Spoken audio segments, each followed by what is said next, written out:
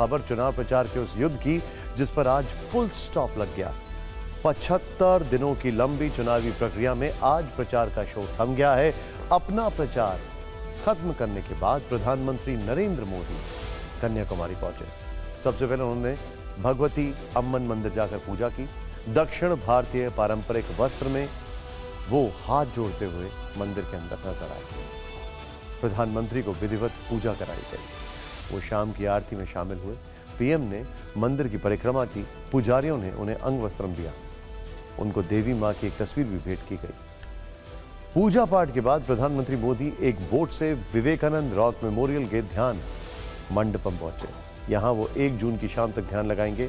ये वही जगह है जहां स्वामी विवेकानंद ने तप किया था। ध्यान मंडपम में उन्होंने विवेकानंद और रामकृष्ण परमहंस के सामने हाथ जोड़े, फूल चढ़ाए। अब से कुछ देर पहले प्रधानमंत्री मोदी यहां ध्यान साधना के लिए बैठ चुके हैं। मेरी सहयोगी सुरभि शर्मा कन्याकुमारी में मौजूद हैं। सीधे उनके पास चलते हैं। सुरभि, अभी का इस वक्त 48 घंटे, ये 45 घंटे 48 घंटे क्या है आइटिनरी? कोई भी कैमरा नहीं है वहां पर, क्या हो रहा है? हर कोई ये जानना चाहता है, एक जिज्ञासा है कि आखिर वहां पर चल क्या रहा है।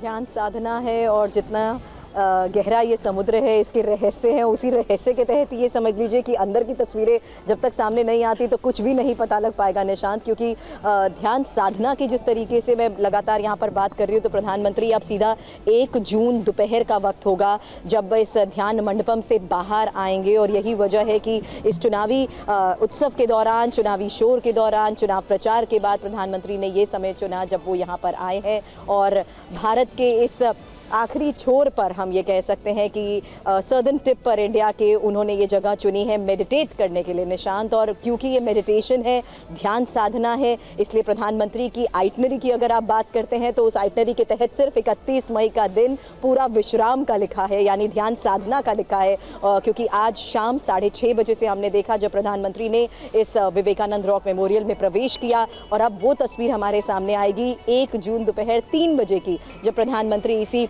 मेमोरियल से बाहर निकलते हुए सीधा आगे जाएंगे तिरुवल्लुर की प्रतिमा पर और उस पर माल्यार्पण करने के बाद ही उनकी ये पूरा मेडिटेशन सेशन जो है, जो पूरा ध्यान साधना है, इसकी पूरी प्रक्रिया उसी के तहत दोपहर 1 जून को 3 बजे का वक्त होगा निशांत, जब खत्म होगी। आपकी वहाँ पे लोगों से बातचीत हुई होगी, वहाँ पर जो आम नागरिक हैं उनसे आपकी बातचीत हुई होगी, क्या कहना है उन सबका? निशांत, वो इस बात को बहुत ज़्यादा एडमायर भी कर रहे हैं, अप्रिशिएट भी कर रहे हैं, ये कहते हुए कि भले ही इस पूरे मामले पर जितनी मर्जी पॉलिटिक्स हो, लेकिन वो इस बात को देखते हुए इंस्पायर इसलिए हो रहे हैं और अप्रिशिएट इसलिए कर रहे हैं कि वो प्रधानमंत्री हैं, देश के प्रधान हैं। और जिस तरीके से वो स्पिरिचुअल कनेक्ट बनाने की कोशिश करते हैं, भारत में कहीं पर भी प्रधानमंत्री जाए वो हर जगह पर एक स्पिरिचुअल कनेक्ट बनाने की कोशिश करते हैं। और भारत में दूर दूर से यहीं पर लोग जो आए, दर्शन करने के लिए आए थे, वो इस बात से निराश नहीं कि प्रधानमंत्री की मौजूदगी की वजह से वो यहाँ अंदर जाकर दर्शन नहीं कर पाए, बल्कि वो इस बात से ज़्यादा खुश थे कि एक पल दो काज कि यहाँ पर आए, एक ऐसे ऐतिहासिक जगह पर आए जिसको वो दिखाना चाहते थे अपने बच्चों को भी। और वो इस बात को लेकर भी जिक्र कर रहे थे कि बुजुर्ग हो या बच्चे, सभी पीएम को देखते हुए इंस्पायर होते हैं कि किस तरीके से वो एक स्पिरिचुअल कनेक्ट बनाने की कोशिश करते हैं। शुक्रिया सुरभि, शुक्रिया। इस सब के बीच में प्रधानमंत्री नरेंद्र मोदी के कन्याकुमारी दौरे की खबर जिस दिन आई उसी दिन से इस पर सियासत, पॉलिटिक्स शुरू हो गई है। विपक्ष इसे पीएम के प्रचार का पैतरा बता रहा है। कांग्रेस ने इसकी शिकायत चुनाव आयोग से की है। विपक्ष का सवाल यह है कि जब देश में चुनाव चल रहा है, 1 जून को आखिरी चरण की वोटिंग है, तब पीएम का ऐसा करना आचार संहिता का उल्लंघन है। विपक्ष के सवाल पर बीजेपी ने पलटवार भी किया।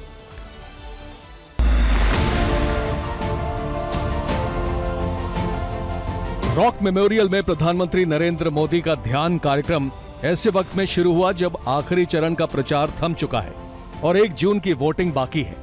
कांग्रेस इस पर सवाल उठा रही है तो बीजेपी इसे विपक्ष की हताशा बता रही है। सिर्फ विवेकानंद के इस पे जाके बैठने से या समंदर में डुबकी मारने से या गंगा में डुबकी मारने से ये ज्ञान नहीं आता, इसको पढ़ना भी पड़ता है, सोचना भी पड़ता है। सनातन धर्म का ये साधना ही सब कुछ है।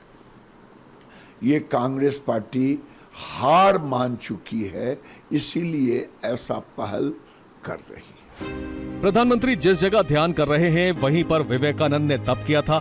1 जून को पश्चिम बंगाल में 9 सीटों पर मतदान है और बंगाल स्वामी विवेकानंद की जन्मस्थली है। ममता बनर्जी ने पीएम के ध्यान पर क्या कहा, ये सुनिए।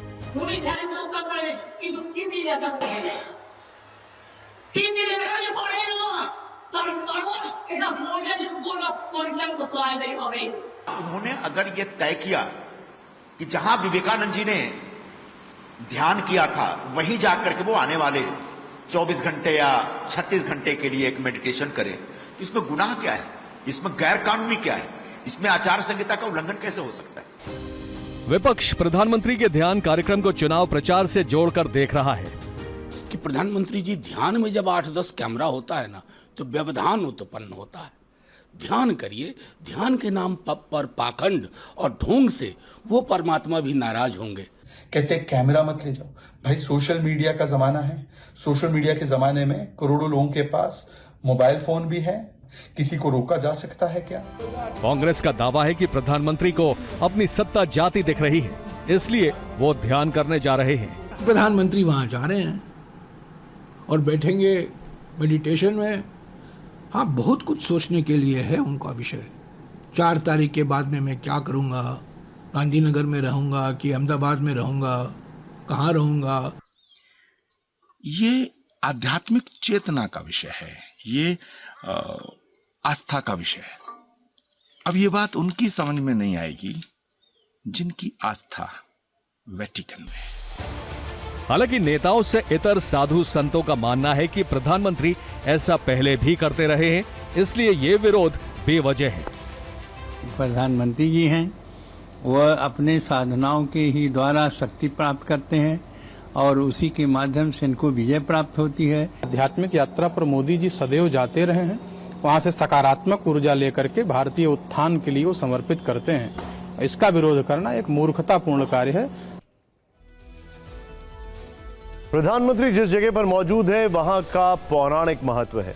यहां ऐतिहासिक स्थल है, मंदिर है जहां पर्यटक भारी तादाद में पहुंचते हैं। विवेकानंद रॉक मेमोरियल कन्याकुमारी में समंदर में स्थित स्मारक है। ये 2 चट्टानों के ऊपर बना है और 3 ओर से समंदर से घिरा है। यहीं पर दक्षिण भारत के संत तिरुवल्लुवर की स्टैचू भी है। 7000 टन की इस मूर्ति की ऊंचाई 95 फीट है। यह भारत का दक्षिण छोर है जहां पूर्वी पश्चिमी समुद्री तट मिलते हैं। हिंद महासागर, अरब सागर और बंगाल की खाड़ी की यह संगम स्थली है। हमारी संवाददाता सुरभि शर्मा और विपिन चौबे कन्याकुमारी में हैं। इन जगहों के महत्व पर उनकी रिपोर्ट।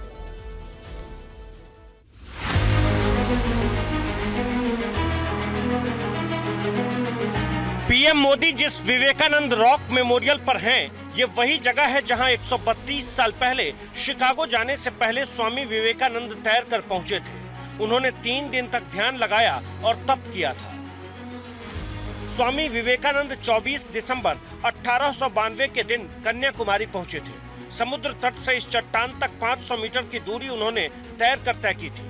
25 से 27 दिसंबर तक इस चट्टान पर उन्होंने ध्यान लगाया था। कन्याकुमारी में तप का स्वामी विवेकानंद के जीवन पर गहरा प्रभाव पड़ा। माना जाता है कि यहाँ विवेकानंद को भारत माता के बारे में दिव्य ज्ञान प्राप्त हुआ और उन्होंने विकसित भारत का सपना देखा था। स्वामी विवेकानंद के ज्ञान से ना जाने दुनिया में कितने लोगों को मार्गदर्शन प्राप्त हुआ है और जिस जगह पर स्वामी विवेकानंद ने ध्यान लगाया उसी की खासियत के बारे में आज हम आपको बता रहे हैं और दिखा रहे हैं, क्योंकि 1893 में विश्व धर्म सभा में शामिल होने से पहले विवेकानंद तमिलनाडु के कन्याकुमारी इसी जगह पर आए थे और समंदर के किनारे से लगभग 500 मीटर दूर पानी के बीच में ये जो एक विशाल शिला उन्हें दिखी, जहां तक वो तैर कर पहुंचे, यहीं पर वो ध्यान लगाने के लिए बैठ गए।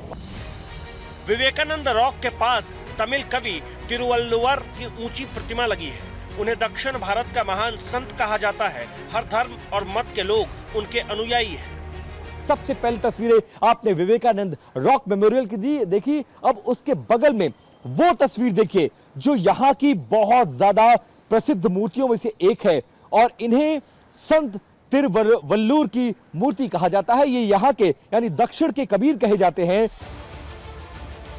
प्रधानमंत्री मोदी अपने कन्याकुमारी दौरे में भगवती अम्मन मंदिर गए। ये 108 शक्ति पीठों में एक है। ये मंदिर करीब 3000 साल पुराना है। ये मंदिर देवी कन्याकुमारी को समर्पित है, जिन्हें कुंवारी देवी कहा जाता है। एक पौराणिक कथा के मुताबिक राक्षस बाणासुर को वरदान मिला था कि उसे केवल एक कुंवारी लड़की ही मार सकती है।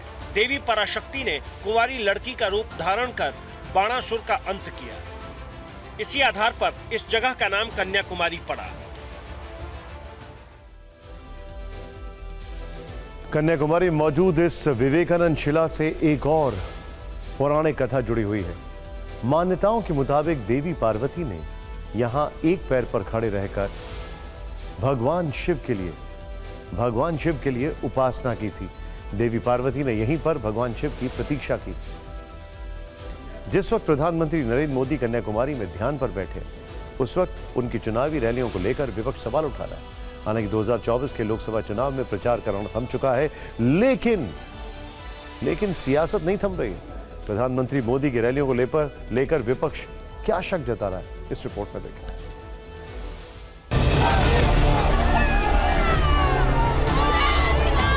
काशी का नामांकन अपने मायके उपस्थिति के बिना कर ले है। 2024 लोकसभा चुनाव प्रचार में प्रधानमंत्री ने रैलियों और रोड शो का रिकॉर्ड रच दिया। 16 मार्च को चुनाव की तारीखों का ऐलान हुआ और उसके बाद से उनकी मैराथन सभाएं देश भर में शुरू हो गई। इस बार के चुनाव में पीएम ने रैलियों की डबल सेंचुरी लगाई है। पीएम मोदी ने 206 रैलियां और रोड शो कार्यक्रम किए। इस दौरान उन्होंने कुल 80 इंटरव्यू दिए। रैलियों, रोड शो और इंटरव्यू का ये डेटा 17 मार्च से लेकर 30 मई के बीच का है। इस बार चुनावों के परिणाम 4 जून को आने वाले हैं। अब पूरा देश कह रहा है 4 जून को 400 पार। अगर प्रधानमंत्री की रैलियों का आंकड़ा देखें तो उस हिसाब से उन्होंने एक दिन में 2-3 राज्यों के दौरे किए। हर दिन पीएम ने 3 से 4 जनसभाएं की। इसके अलावा रोड शो के साथ साथ दूसरे पब्लिक इवेंट भी किए।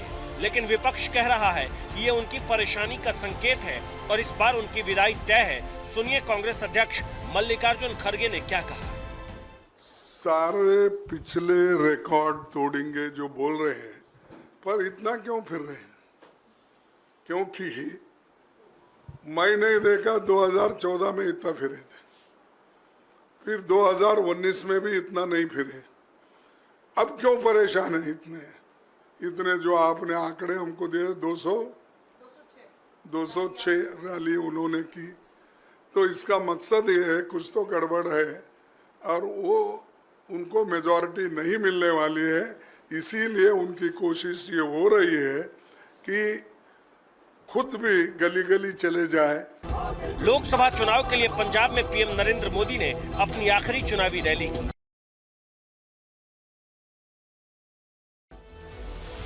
प्रचार में हर दल के नेताओं ने पूरी ताकत झोंक दी है। अब आपको कुछ और नेताओं की रैली मीटर दिखाते हैं। चुनाव के ऐलान के बाद गृह मंत्री अमित शाह ने 188 रैलियां और रोड शो किए हैं। इसके अलावा 132 इंटरव्यू दिए हैं। इस दौरान उन्होंने 1 लाख किलोमीटर से ज्यादा की दूरी तय की। कांग्रेस सांसद राहुल गांधी ने 107 रैलियां की हैं, जबकि उनकी बहन प्रियंका गांधी ने 55 दिन में 108 जनसभाएं की, 100 से ज्यादा इंटरव्यू दिए। तेजस्वी यादव ने भी इस चुनाव में 200 से ज्यादा सभाएं की हैं। आपको बता दें कि डेटा 17 मार्च से लेकर 30 मई के बीच में है। अब बात उस कानून की जिसने 1 जून की वोटिंग से पहले पश्चिम बंगाल की मुख्यमंत्री ममता बनर्जी को बड़ा झटका दे दिया। हम बात CAA की कर रहे हैं। वैसे तो पूरा विपक्ष इसके खिलाफ है, लेकिन सबसे कड़े तेवर ममता के रहे। हालांकि विरोध के बावजूद मोदी सरकार ने CAA पर अपना वादा पूरा किया है। पश्चिम बंगाल में पहली बार CAA के तहत नागरिकता मिलनी शुरू हो गई है। बुधवार को बंगाल के अलावा हरियाणा और उत्तराखंड में कई लोगों को सर्टिफिकेट बांटे गए। हालांकि कुल कितने लोगों को नागरिकता दी गई है, इसकी जानकारी अभी नहीं आई है। इससे पहले दिल्ली में 15 मई को CAA के तहत पहली बार 14 लोगों को नागरिकता दी गई थी। सिर्फ 36 घंटे में आखिरी चरण का चुनाव होना है। बंगाल में भी 9 सीटों पर मतदान है। ऐसे में TMC के नेता इसकी टाइमिंग को लेकर सवाल उठा रहे हैं। 7 फेज चुनाव का पहले और एक ड्रामा है बीजेपी का। हम लोग शुरू से कह रहा है कि इंडियन कॉन्स्टिट्यूशन में कहीं पे भी धर्म के आधार पे सिटीजनशिप देने का कोई प्रोविजन नहीं है। और सबसे बड़ा बात है, जो लोग अप्लाई किए हैं उनका अगर रिजेक्ट हो गया, सुनने में आ रहा है बहुत ऐसे आदमी हैं जिन लोगों का रिजेक्ट हो गया, उन लोगों का नतीजा क्या होगा? क्या उन लोगों को असम जैसा डिटेंशन कैंप पे रहना पड़ेगा? हम लोग इसका विरोध कर रहे हैं, विरोध करेंगे। ममता बनर्जी बहुत दिनों से चिल्ला रही थी कि हम सीए नहीं लागू होने देंगे, नहीं लागू होने देंगे। हम पहले से ही बोल रहे थे कि पूरी तरीके से ममता बनर्जी झूठ बोल रही है। कल इतने सारे लोगों को, पश्चिम बंगाल के भी लोगों को सीए के द्वारा नागरिकता दी गई और ममता बनर्जी कुछ नहीं कर पाई। आगे भी दिया जाएगा, ममता बनर्जी कुछ नहीं कर पाएगी। मोदी जी जो बोलते हैं वो करते हैं। आखिरी चरण के चुनाव से पहले ममता बनर्जी को झटका लगा है, तो वहीं अब कल से रैलियों में खटाखट टनाटन नहीं होगा, क्योंकि आज देश भर में चुनावी प्रचार खत्म हो गया। लेकिन चुनाव प्रचार के आखिरी दिन जबरदस्त तल्ख बयानबाजियां हुई हैं। पॉलिटिकल बयानबाजी पर आपको ये रील जरूर देखना चाहिए। भारत माता की, मैं चुप बैठा हूं, इसका मतलब ये समझिए, गलती मत कीजिए मोदी को समझने की। अगर मोदी जिस दिन मुंह खोलेगा तुम्हारी 7 पीढ़ी के पाप निकाल करके रख दूंगा। मोदी जी को उनकी 3 महबूबा जो है वो चुनाव हरवाना, जिससे सबसे ज्यादा प्यार उन 3 महबूबाओं से करते हैं मोदी जी। पहली महबूबा है बेरोजगारी, दूसरी महबूबा गरीबी और तीसरी महबूबा महंगाई। एक तरफ तो परेशानी हो रही है और दूसरा उनके प्रधानमंत्री बस गाली गलौज में पड़े हुए हैं। और आजकल प्रधानमंत्री जी कुछ अलग ही दुनिया में है। कांग्रेस हो या आम आदमी पार्टी, ये दोनों देश को फिर से आतंकवाद की आग में झोंक रहे हैं, भारत में अराजकता पैदा करना चाहते हैं। ऐसे शब्द उन्होंने इस्तेमाल किए विपक्ष के नेताओं के लिए जो इस देश के इतिहास में किसी प्रधानमंत्री ने नहीं इस्तेमाल किए होंगे। हम 1 इंच पीछे नहीं हटेंगे, मर जाएंगे, कट जाएंगे, मगर कॉन्स्टिट्यूशन को, संविधान को हम नहीं छूने देंगे, इसको नहीं बदलने देंगे। आजकल देश के लोग इंडी गठबंधन वालों से संविधान की रट सुन रहे हैं। ये वो लोग हैं जिन्होंने इमरजेंसी में संविधान का गला घोंट दिया था।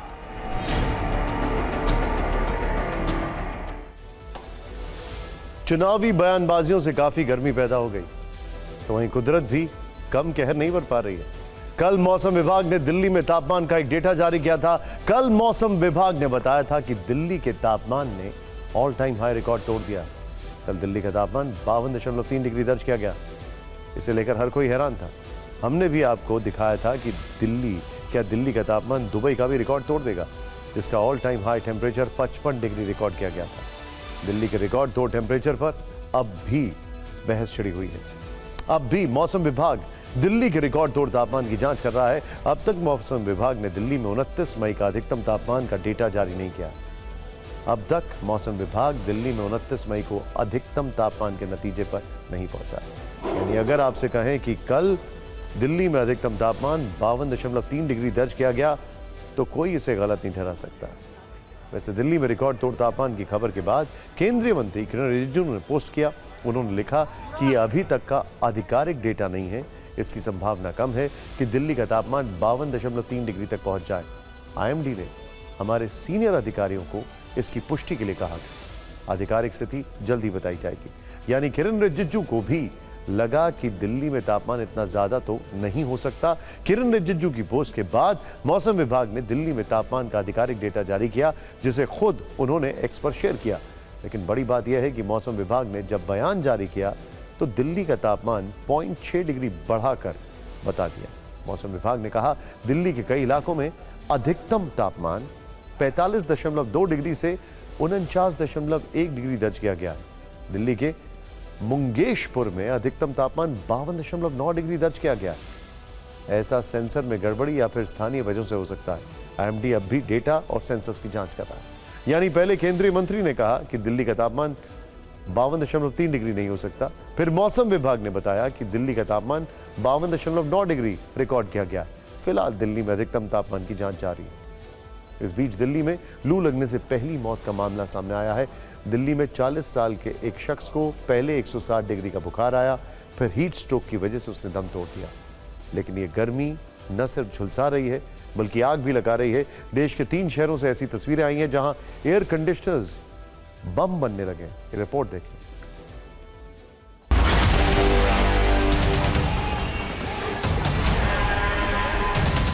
ये घर आग की लपटों में घिरा है।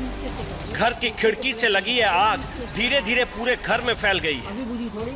ये तस्वीरें नोएडा के सेक्टर 100 की एक सोसाइटी से आई है। यहाँ भीषण गर्मी की वजह से एसी का कंप्रेसर फट गया, फिर यह आग पूरे घर में फैल गई। आग की लपटों ने घर के सारे सामान को जला डाला। यह आग पास के दूसरे घरों तक भी पहुंचने लगी। अब बरेली की इन तस्वीरों को देखिए। बरेली के रेलवे स्टेशन पर सेना के मूवमेंट कंट्रोल ऑफिस में एसी फटा। यहां भीषण आग लगी थी और लोग बाहर खड़े होकर इसका वीडियो बना रहे थे।